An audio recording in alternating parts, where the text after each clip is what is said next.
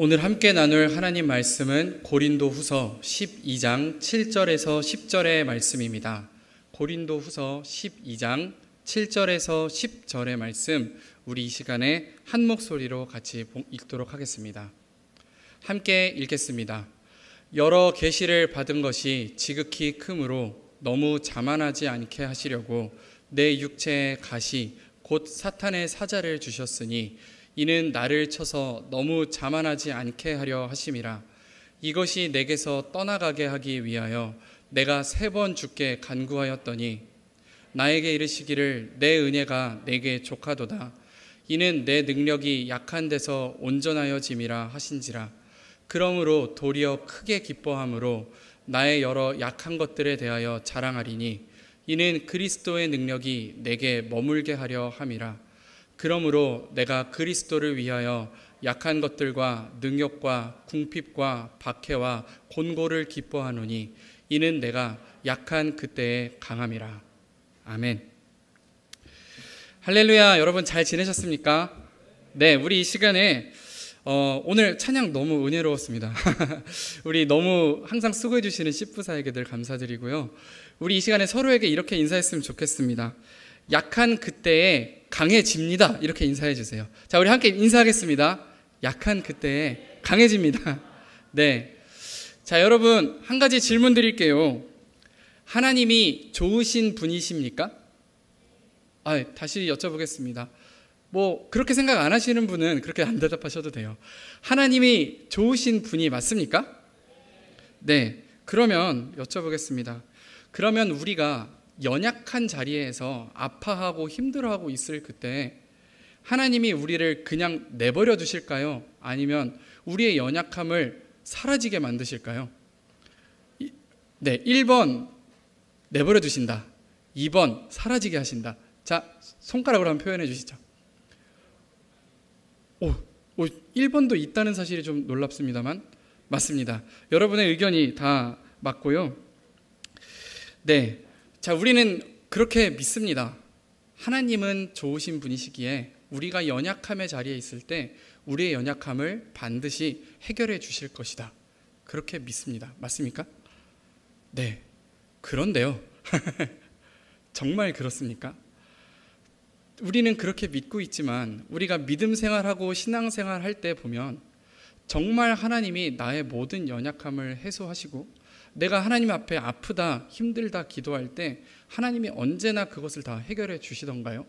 여러분의 경험에 비추어 봤을 때 어떠신가요?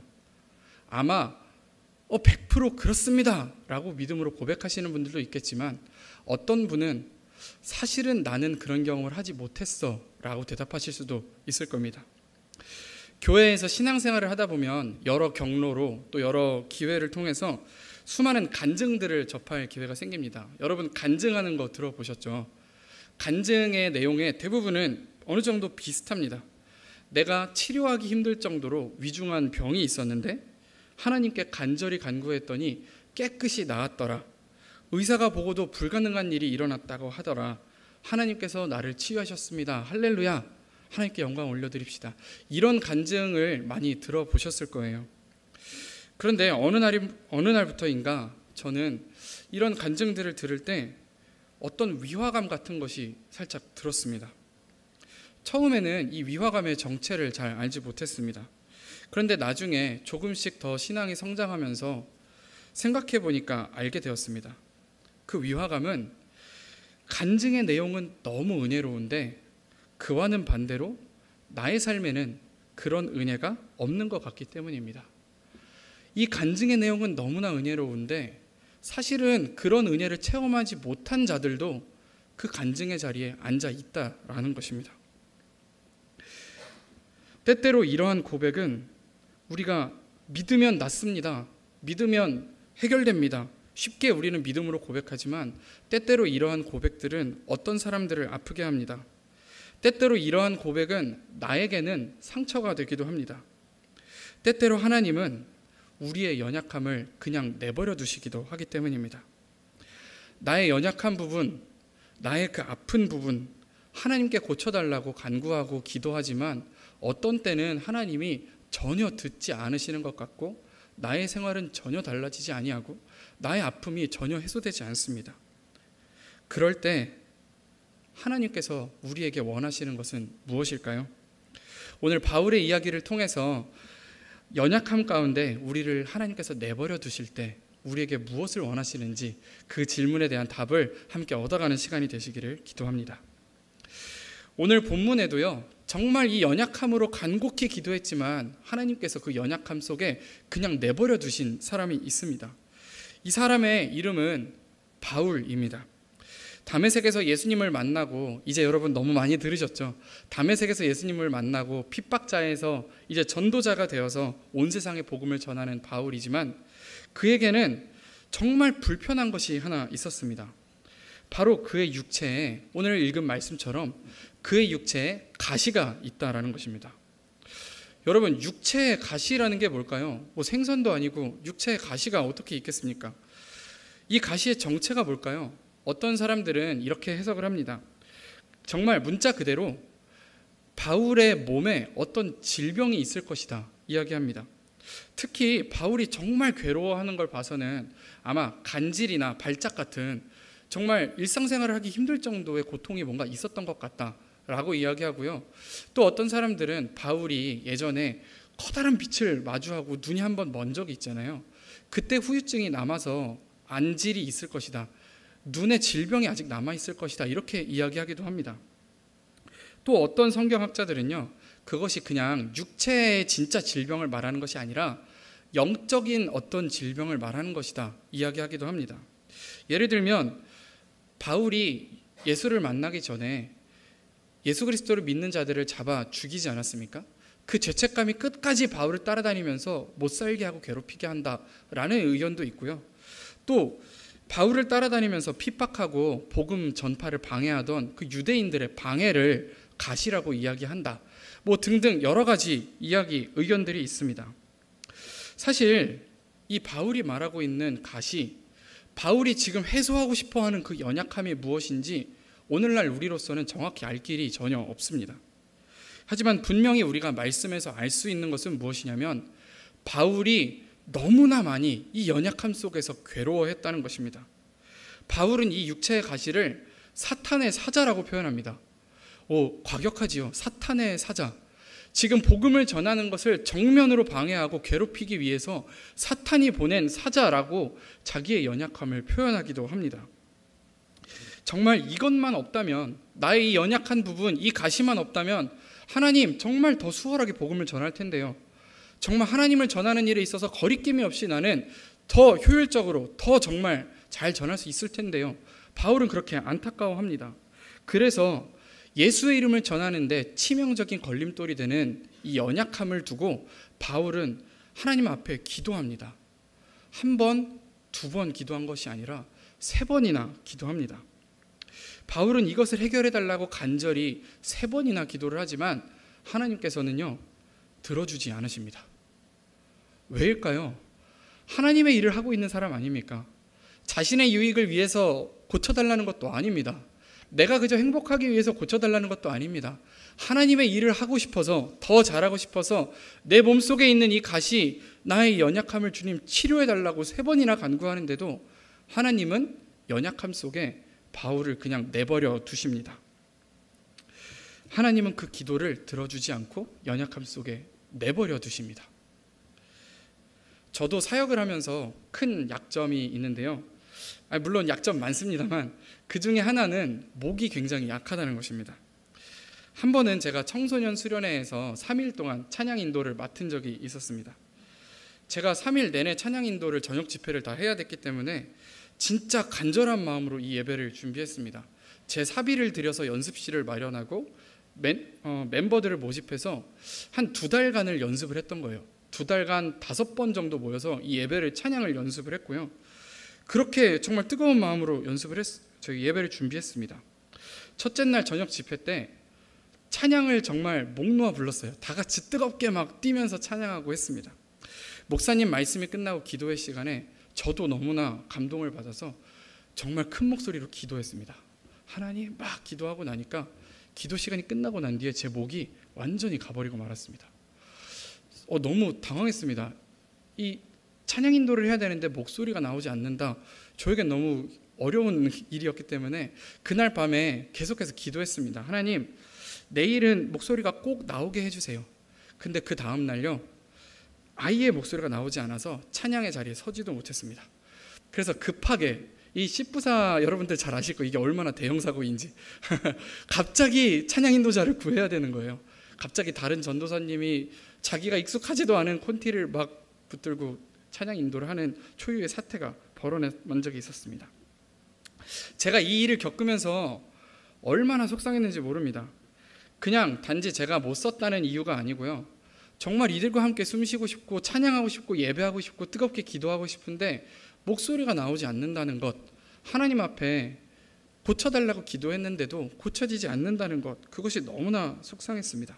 그래서 집회가 진행되는 동안에 내내 뒤에 앉아서 정말 다른 이들이 찬양하고 있을 때 뒤에서 혼자 속상했던 그런 기억이 있습니다. 여러분, 우리가 우리의 연약함을 두고 하나님 앞에 기도할 때에 정말 하나님의 일을 이루기 위해 간절히 기도할 때가 있지만, 그럼에도 불구하고 하나님이 여전히 연약함 속에 내버려 두실 때가 있습니다. 때로 우리는 이렇게 원망스러운 하나님을 마주합니다. 마치 나의 기도와 나의 상황에는 관심이 없는 듯 보입니다. 내 인생에서 정말 이거 하나만 개입해 주신다면, 이 가시와 같은 부분, 이 연약함을 하나님이 개입해 주신다면 정말 더 많이 하나님을 찬양할 텐데요, 제가 행복할 텐데요, 이렇게 고백을 해도 하나님이 여전히 내버려 두셔서 우리는 실망합니다. 왜 때때로 하나님은 이렇게 우리를 연약함 가운데 그냥 내버려 두시는 걸까요? 오늘 본문에서 바울이 경험한 이 가시라는 것은요, 제가 경험한 것과는 비교도 안 되는 치명적인 어려움이었던 것 같습니다. 복음을 전하려고 하는데 할 수 없게 만드는 것입니다. 그것이 눈의 질병이든 몸의 질병이든 아니면 영적인 어떤 다른 방해였든지 간에 바울은 너무나 답답했던 모양입니다. 그래서 한 번, 두 번 거절하셨음에도 불구하고 계속해서 간구합니다. 하나님, 웬만하면 이거 그렇게 어려운 일 아니지 않습니까? 하나님, 제가 지금 당해 있는 이 어려움 웬만하면 좀 치료해 주십시오. 하실 만하거든 주여, 제발 이 가시를 나에게서 떠나가게 하십시오. 여러분, 이 기도 어디서 들어본 것 같지 않으십니까? 그렇습니다. 주여, 하실 만하거든 이 쓴 잔을 내게서 옮기시옵소서. 바로 예수님께서 십자가에 달리기 전에 겟세마네 동산에서 기도하셨던 기도의 내용입니다. 바울은 자신의 육체의 가시를 옮겨달라고, 고쳐달라고 자기를 가장 잘 이해하실 수 있는 그 예수 그리스도에게 기도하였습니다. 주님도 잘 아시지 않습니까? 이게 얼마나 괴로운 일인지 아시지 않습니까? 부디 저에게서 이 가시를 떠나가게 하여 주시옵소서. 이 간절한 기도에도 불구하고 하나님은 아직도 그냥 바울을 내버려 두십니다. 우리 오늘 본문 9절의 말씀을 함께 읽기를 원합니다. 본문 9절의 말씀 함께 읽겠습니다. 시작. 나에게 이르시기를 내 은혜가 내게 족하도다. 이는 내 능력이 약한 데서 온전하여짐이라 하신지라. 그러므로 도리어 크게 기뻐함으로 나의 여러 약한 것들에 대하여 자랑하리니 이는 그리스도의 능력이 내게 머물게 하려 함이라.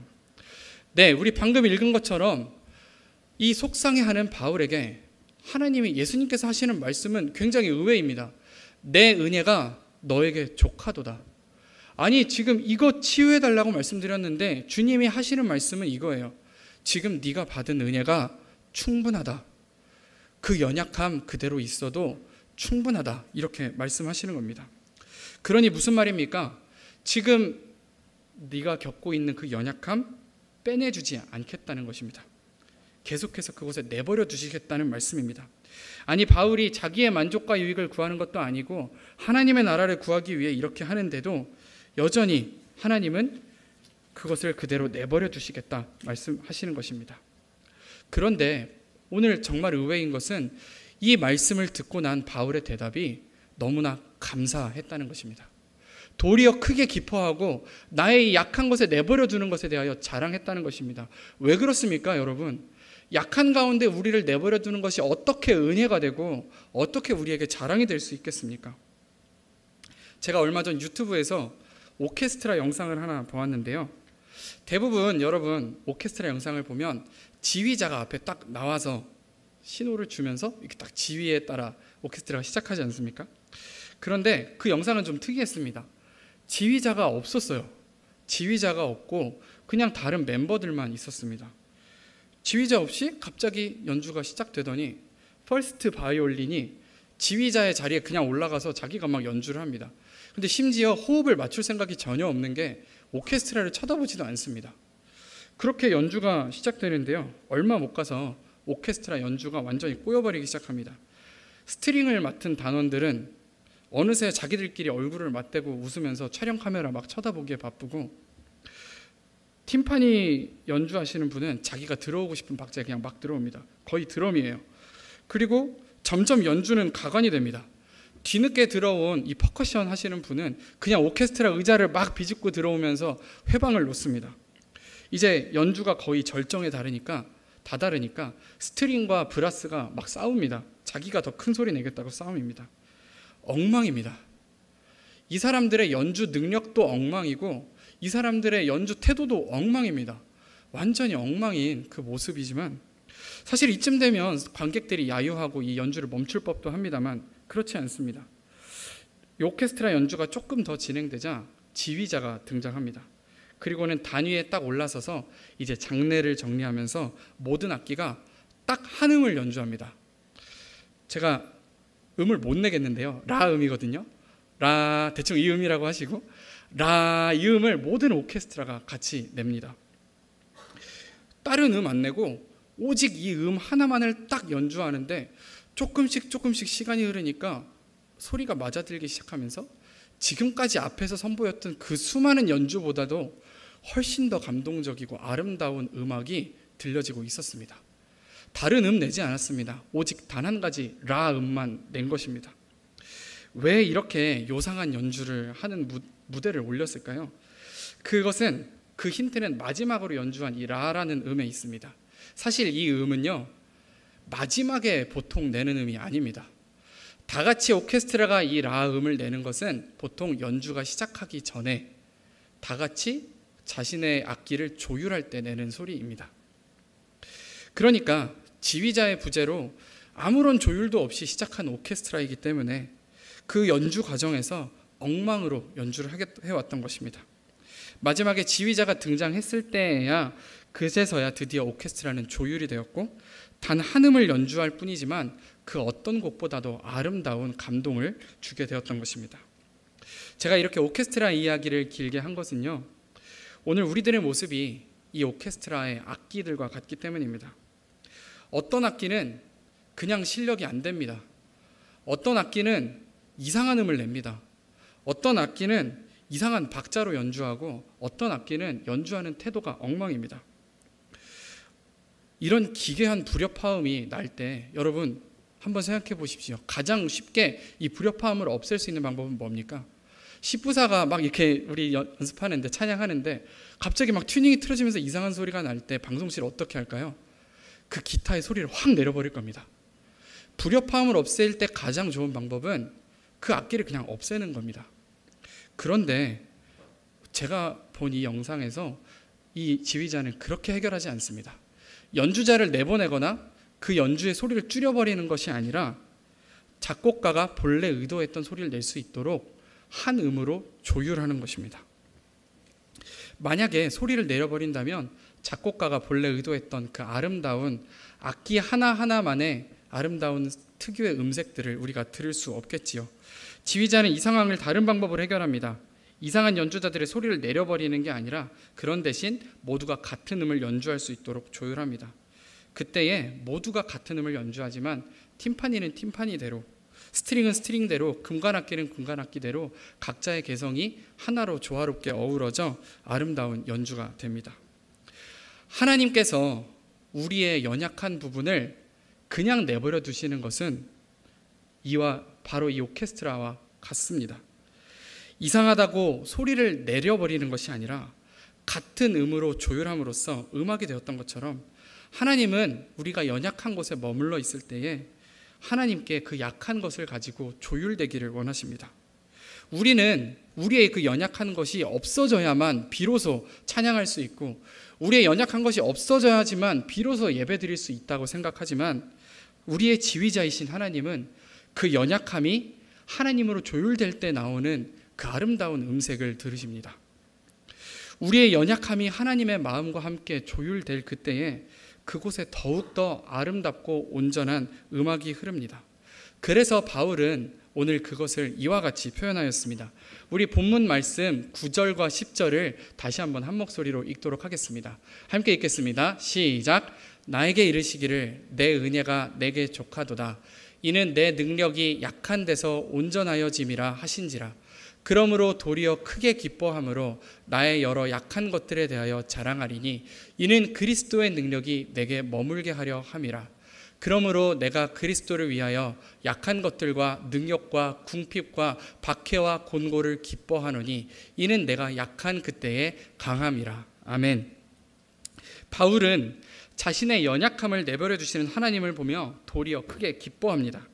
그것은 우리의 연약한 그 모습을 다 깎아서 아름다운 모습으로 만들어버리기보다, 똑같은 모습으로 만들어버리기보다 나의 연약함 또한 인정하시며 나의 있는 모습 그대로 약함까지도 사랑하시는 하나님을 보았기 때문입니다. 방해라고만 여겨졌던 나의 연약한 부분이 하나님과 조율될 그때에 더욱더 아름답고 온전한 하나님의 도구로 사용됨을 우리가 오늘 믿으시기를 바랍니다. 하나님은 왜 때때로 우리를 연약함 가운데 그냥 내버려 두십니까? 나의 연약함마저 그대로 사랑하시고 그를 통하여 하나님의 능력을 크게 보이시기를 원하시기 때문입니다. 바라기는 오늘 우리의 연약함을 하나님께서 해소해 주시지 않는다고 절망하지 않으시기 바랍니다. 그 가운데 하나님께서 우리를 통하여 크게 역사하실 것을 우리가 기대하며 하나님의 그 아름다운 지휘자로서의 모습을 기대해가며 나아가는 우리 한 사람 한 사람 모두가 되기를 간절히 소원합니다. 제가 기도하겠습니다. 우리의 지휘자 되시는 하나님, 때때로 우리가 너무나 아름답지 못한 소리를 내고 때때로 우리가 부족한 모습을 보일지라도 하나님께서는 우리를 하나님과 함께 조율되게 만드실 줄 믿습니다. 우리가 한 공동체가 되어 그리스도인으로서 생활을 할 때에 서로에 대하여 하나님을 보여줄 수 있는 그러한 모습들이 될 수 있도록 주님 인도하여 주시옵소서. 하루를 살아갈 때 하나님의 목소리를 들으며 그 지위에 순종하며 나아갈 수 있는 우리 모두 될 수 있게 하여 주시옵소서.